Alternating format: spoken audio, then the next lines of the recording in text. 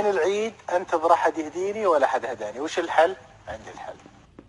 طيب الحل، قررت اني اهدي نفسي، سويت لي هديه ورتبتها، بس انا ما ادري الحين، يعني سويت لي هديه وانا ما ادري، هذه جديده عليكم بس تعلموا. عشان طعم الهديه تصير حلو لازم مفاجاه، فقررت اني افاجئني، فالحين بنطلع برا بنلقى الهديه فكننا متفاجئين، اتفقنا؟ مشينا زي ما اتفقنا الحين، انا مهديني وكلنا ما ندري. اي وش الاخبار العلوم؟ كان بدا يخف الحر وما ادري ايش. وش الصندوق؟ هديه يتوقعون جايتني؟ لا لا، بعض الناس يحرجونك بالكنافه وبالهدايا، ما له داعي، بس يلا مقبول. الى صديقي يزيد محمد الراجحي، ارسل لك هذه الهديه المتواضعه تقديرا لعلاقتنا وصداقتنا، صداقتنا كذا، يلا بس مشيها جيب هديه القديمه، محبك يزيد محمد الراجحي.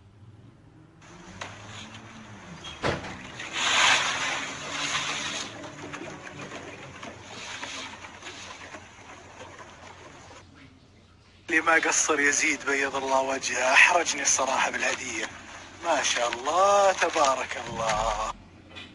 والله يا اخي يزيد هذا الصراحه دائما يحرجني. ترتيب، ما شاء الله تبارك الله.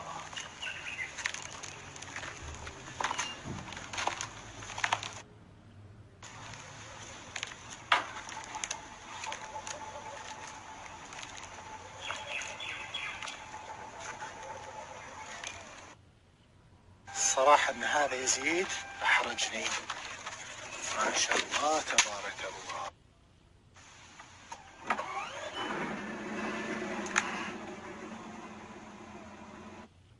الله، طبلون 500، هذا هذا اللي يقول لك تحتاج الموتر ذا في الرالي. ما شاء الله تبارك الله. كلام كبير، رقم 1 من 500 في العالم.